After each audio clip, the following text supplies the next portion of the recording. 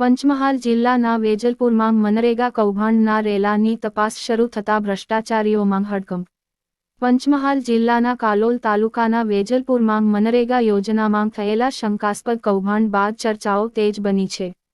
ગોધરાની તપાસ ટીમે પ્રાથમિક તપાસ હાથ ધરતાં જ જવાબદાર બાબુઓમાં દોડધામ શરૂ થઈ છે. મળી રહેલી માહિતી મુજબ માત્ર 25 કામોની તપાસમાં જ મોટા પાયે ગેરરીતિઓ સામે આવી છે. જ્યારે બાકી કામોની તપાસ થાય તો વધુ મોટી ગેરરીતિઓ સામે આવે તેવી શક્યતા છે. સ્થળ પર 50% પણ કામ ન થતાં છતાં બિલોની મંજૂરી કેવી રીતે મળી?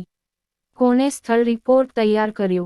મનરેગા નિયમ મુજબ GRSથી લઈને TDO સુધી સહી વગર બિલ મંજૂર થઈ શકે નહીં, છતાં બિલો પસાર થયા એ સવાલો ચર્ચામાં છે. તપાસ શરૂ થતાં કેટલાક અધિકારીઓનું બદલી થઈ છે, કેટલાક નિવૃત્ત થયા છે તો કેટલાક હજુ ફરજ પર છે. સાથે જ કેટલાક સપ્લાયર અને એજન્સીઓના નામો પણ તપાસના રાડારમાં છે. દાહોદમાં થયેલી જેમ કડક કાર્યવાહી હેઠળ મંત્રીપુત્રો સહિત ઘણા અધિકારીઓ સામે ફાર થઈ હતી, તે જ રીતે વેજલપુર મામલે પણ ટૂંક સમયમાં ગુનાઓ નોંધાઈ શકે છે, તેવી ચર્ચા સ્થાનિકોમાં છે.